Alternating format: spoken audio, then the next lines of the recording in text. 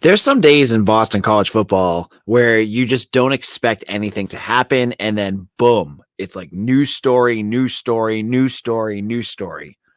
This Tuesday was exactly that. As we go into a day where nothing seemed to be going on ahead of National Signing Day, and all of a sudden we have more news than we have uh, the idea of what to do with. We have 2 additions, 1 subtraction, and maybe even some more news. We're going to get into all of this on today's Locked On BC. You are Locked On Boston College, your daily podcast on the Boston College Eagles, part of the Locked On Podcast Network, your team every day.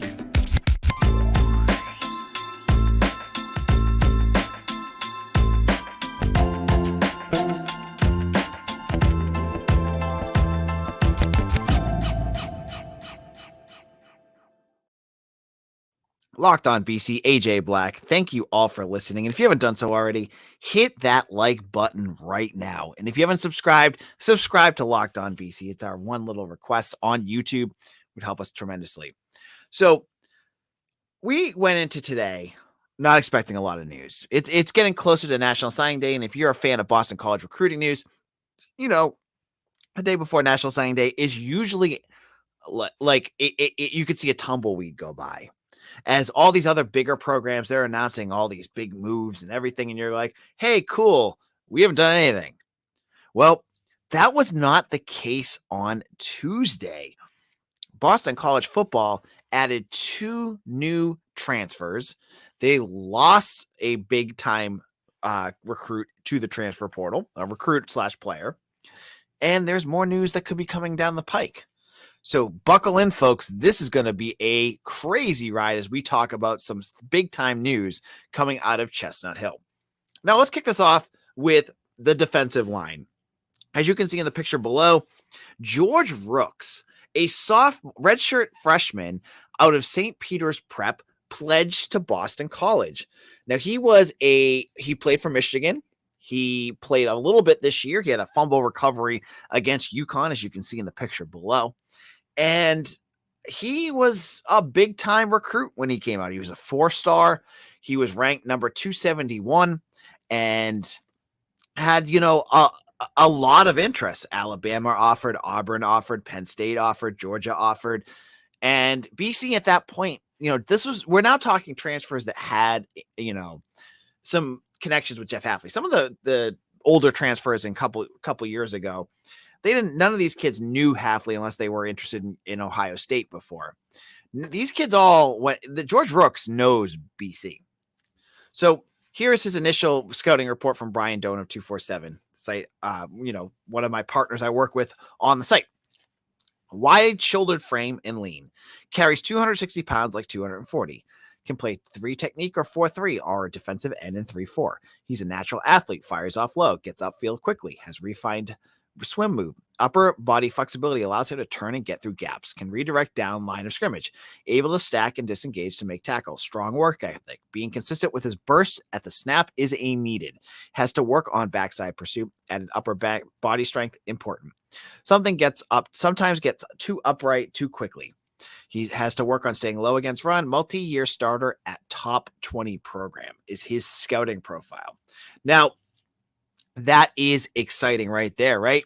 You get a kid who had multiple big-time offers, ends up, at Michigan. He chose it over BC. And, there were crystal balls for this kid to end up at BC at one point. He ends up going someplace else. That's okay. Hafley sticks with him. He gets jumped on a Michigan team that is loaded on defensive side of the ball. Michigan, that's their bread and butter, right? This is a team that has a ton of talent, so he doesn't get to play. Now, is this a perfect signing, a perfect transfer portal move? No. Is it an exciting one? Absolutely. What's the concerns, though? What's the other side of the coin on George Rooks? He's bigger. He's listed on Michigan's site as at 275. And that is one of those weird weights for a defensive lineman that's like too small for defensive tackle, but too big for defensive end. So BC is going to have to figure out what to do with him when he gets to BC. Are they going to make him an edge defender and have him cut a little bit of weight? That's something that you could think about, right? Or do they bulk him up? I get the sense that BC has been looking for defensive ends. That's kind of where a lot of their offers and interest has been in the transfer portal. So I'm guessing they're going to have him cut a little bit of weight. You know, you're going to have guys like Donovan Azaraku on your defensive line who are the smaller guys. They're smaller and speedier. They're going to do some big things for you, but they're a different size. And you need bigger guys. Rooks is 6'5", 270. He fits more of the style of what you had with Marcus Valdez, who's gone. You know, bigger guy. Valdez was like, what, 250, 255. He will be the guy you would hope to have opposite of Azaraku. And I think that's something that, would be a good addition, because BC next year, they needed depth badly on the defensive line. You've got Azaraku, who's going to be one of the best. I would say is going to either be first or second all-team ACC preseason. But then you have question marks. Do we know if Sheeta Salah is coming back? We don't. Do we know what Nito Ekpala can do consistently? We don't. Edwin Kalengi showed he was a true freshman. He showed some burst, but do we know what he can do full season? We don't yet. You add in George Rooks, you've got it made. And the part that I also love about this is that he is from St. Peter's Prep, another big time New Jersey school. I believe it's the school that Ben Petrula went to, which is obviously a big program in that state, in the Garden State. So this is a slam dunk. This is a kid BC wanted badly in the when they recruited him. Now they get the chance to coach him up and figure out what he can do. So this is a good move for Hafley. This is number 4. We'll get to number 5 in just a second in the transfer portal. They now have Kyle Hergel out of Texas State.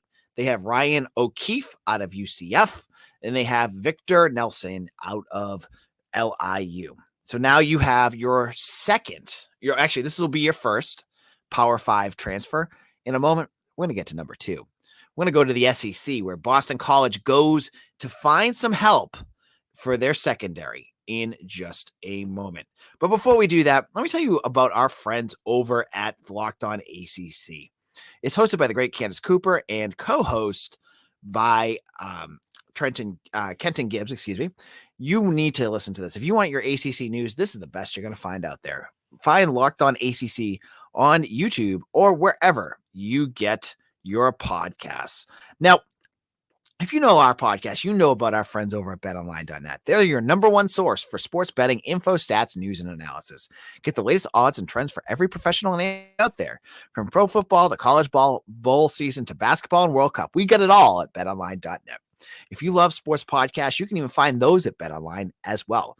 They're always the fastest and easiest way to get your betting info. So head to the website today or use your mobile device to learn more. You can if you're interested in BC basketball betting, they're going to have all the odds up for the Virginia Tech game, which I was going to talk a preview for, but I don't have the time to today. It's so much recruiting news. But I want you to head over to BetOnline, where the game starts. Locked On BC. AJ Black, we are back again and talking about a very, very busy day for Jeff Hafley and his staff in recruiting in the transfer portal. And if you haven't done so already, let me tell you, if you're listening on YouTube, hit the like button on this video right now. Help us out. It gets us up the algorithms, helps other people find our content. And also, hit that subscribe button right now. If you want to give me a Christmas present that's free, that you don't have to even pay for, hit subscribe right now. You're going to get all our BC videos sent directly to your YouTube feed. You'll love it. I promise. It's not something that is a big deal, but something that really does mean a lot to the health of our podcast. So do that. Sorry, I got a little feedback there. Do that right now. Now, this is not the George Rooks signing or transfer was not the first transfer Boston College landed on Tuesday. They also went down to the SEC.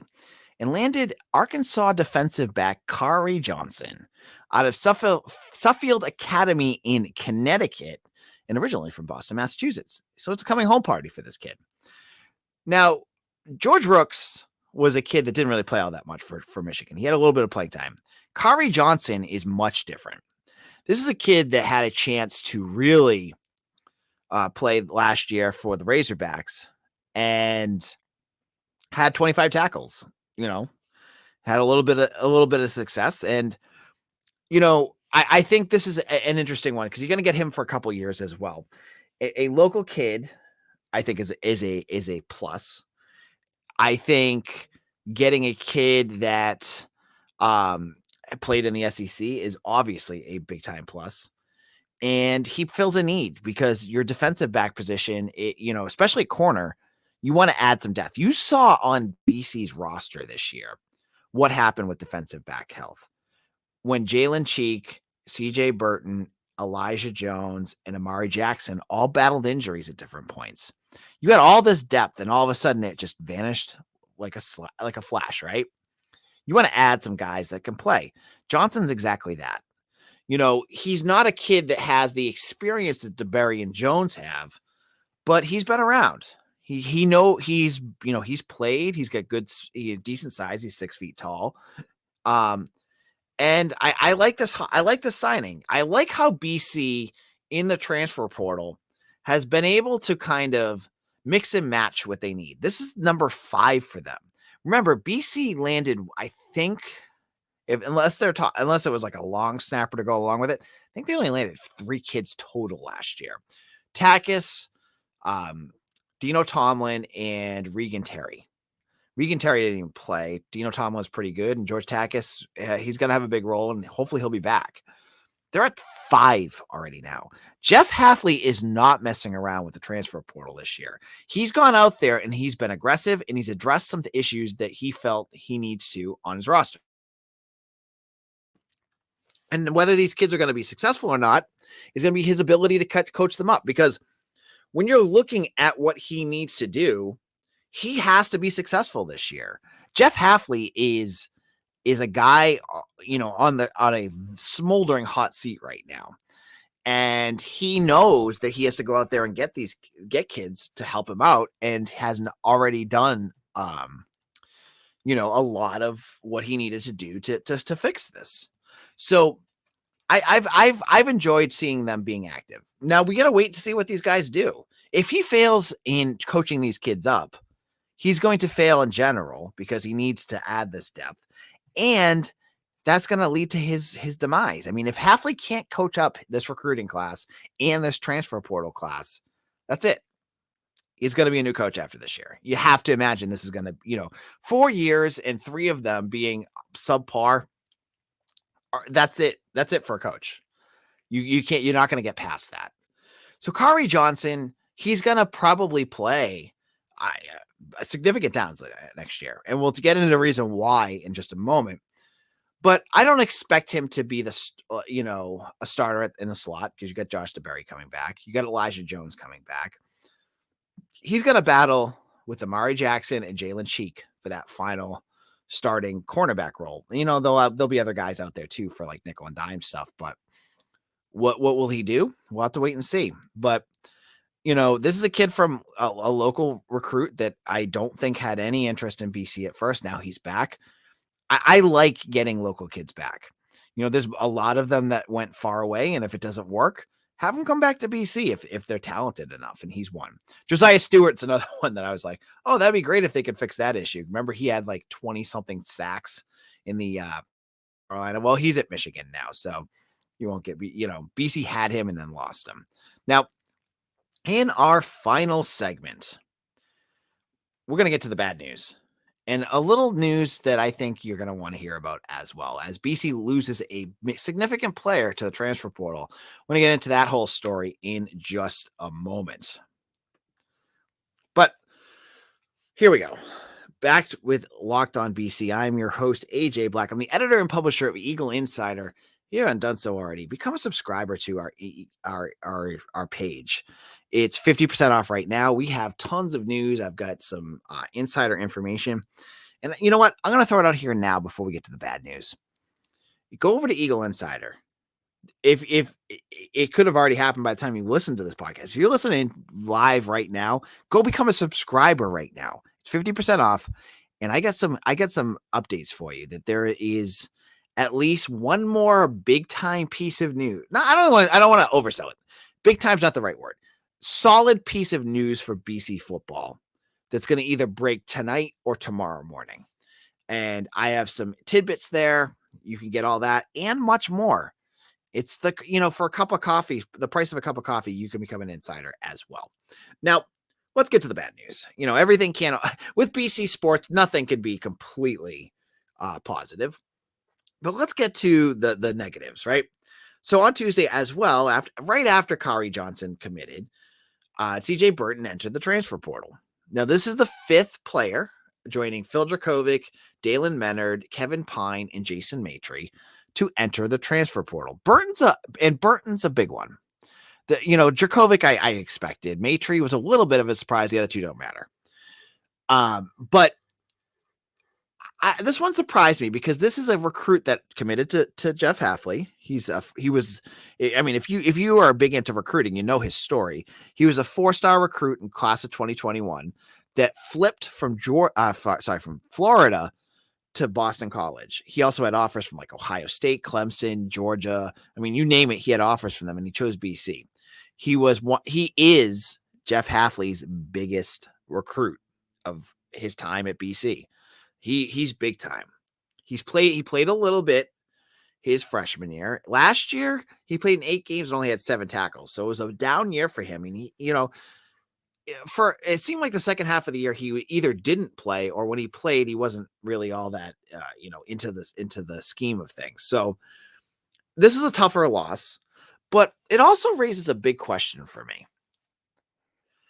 Burton, was a big recruit. And a lot of BC's bigger recruits come from St. Francis Academy in Maryland. You had Jamal Hood, who was a 4-star. You've had all these other kids that were, really high.